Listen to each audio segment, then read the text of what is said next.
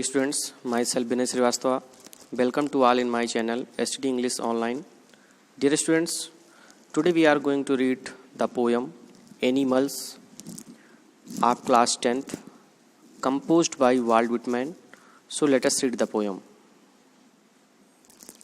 Dear students, here is your title Animals. हम सभी जानते हैं animals means जानवर होता है. The poet tells us that he feels more at home with animals than human, whom he finds complicated and false. यहाँ पर poet volt Whitman कहते हैं कि वो feels more at home with animals, कि वो जानवरों के साथ अपने आप को बहुत ही अच्छा फील करते हैं, बहुत ही अच्छा महसूस करते हैं. किसकी अपेक्षा? दैन ह्यूमंस, इंसानों की अपेक्षा. क्यों? क्योंकि वो इंसानों को पाते हैं. He finds complicated and false, क्योंकि वो इंसानों को कॉम्प्लिकेटेड यानी वो बहुत जटिल हैं, एंड फाल्स और वो झूठे हैं. इंसानों को समझना बड़ा ही मुश्किल है, बहुत ही जटिल है, क्योंकि वो क्या होते हैं? झूठे होते हैं, उनके पास सच्चाई नहीं होती है. लेकिन वहीं उनका मानना है कि जो जानवर होते हैं वो अपने हिसाब से बहुत ही सच्चे होते हैं, शांत होते हैं, आत्मनिर्भर होते हैं. और इस वजह से पोएट अपने आप को जानवरों के पास ज़्यादा कंफर्टेबल फील करता है. तो आइए हम कविता को पढ़ते हैं.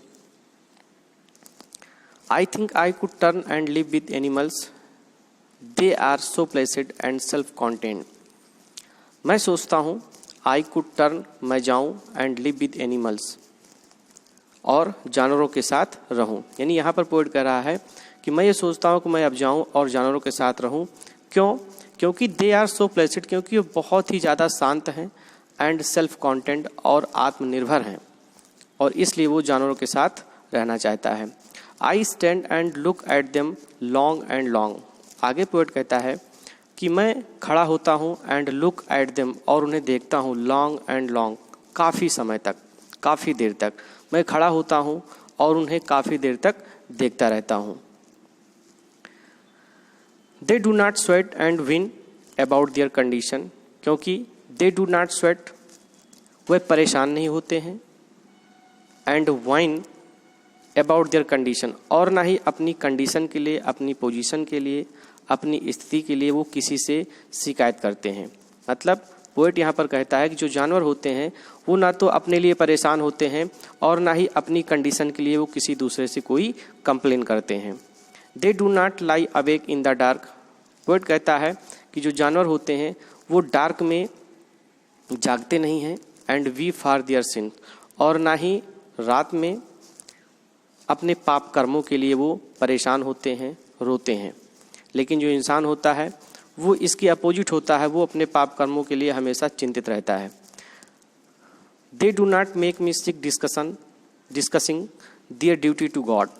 आगे पोएट कहते हैं दे डू नॉट, यानी जो जानवर होते हैं, मेक मी सिक, वो मुझे कमज़ोर नहीं बनाते हैं. जिस तरह से इंसान होता है, डिस्कसिंग, वो क्या करता है? वार्तालाप करता है. किस लिए? देयर ड्यूटी टू गॉड, ईश्वर के लिए, अपने कर्तव्य पालन के लिए वो आपस में बातचीत करता है, डिस्कसिंग करता है. लेकिन जो जानवर होते हैं वो ऐसा नहीं करते हैं, वो ऐसी वार्तालाप करके वो पोएट को सिक, कमज़ोर नहीं बनाते हैं. Not one is dissatisfied, not one is demented with the mania of owning things. कोई भी जानवर is dissatisfied, कोई भी जानवर असंतुष्ट नहीं है, और ना ही one is demented, किसी के पास कोई demented है, कोई पागलपन है, विक्षिप्त है, with the mania of owning things, चीज़ों को पाने के पागलपन से. और ना ही कोई जानवर किसी भी चीज़ को, कोई भी भौतिक चीज़ को पाने के पागलपन से वो डिमेंटेड नहीं है, विक्षिप्त नहीं है. लेकिन इसके विपरीत जो इंसान होता है वो हमेशा, उसके मन में चीज़ों को पाने की लालसा हमेशा बनी रहती है, और इसलिए वो जानवरों से ज़्यादा प्रेम करता है. Not one kneels to another nor to his kind that lived thousands of years एगो.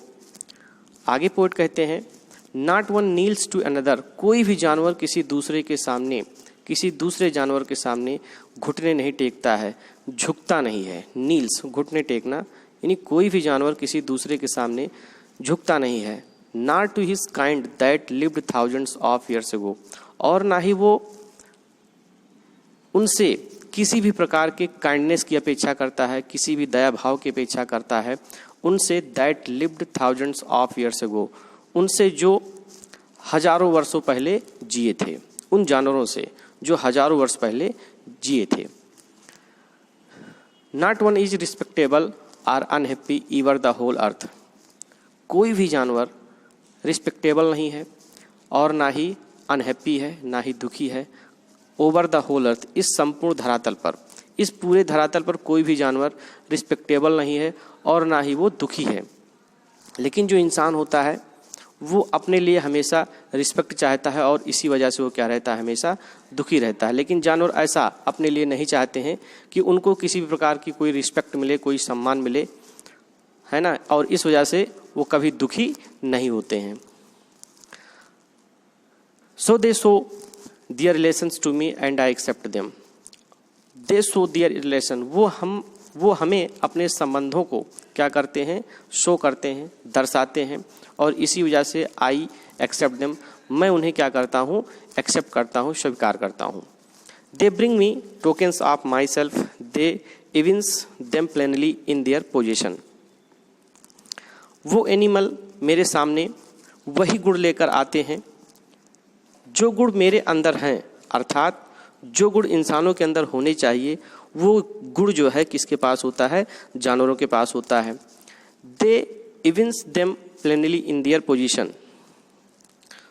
वो दर्शाते हैं, वो शो करते हैं कि आज ये सारी चीज़ें उनके पास हैं। पोएट का मतलब है कि जो क्वालिटीज आज इंसानों में होनी चाहिए वो आज किस में है, वो जानवरों में है। I wonder where they get those tokens did I pass that way huge times ago and negligently drop them. I wonder where they get those tokens.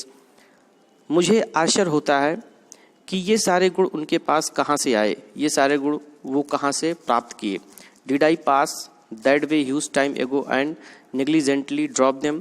क्या मैं उस रास्ते से बहुत समय पहले गुजरा था और लापरवाही से उन चीज़ों को ड्रॉप कर दिया जिसे जानवरों ने अचीव कर लिया, उसे पिकअप कर लिया।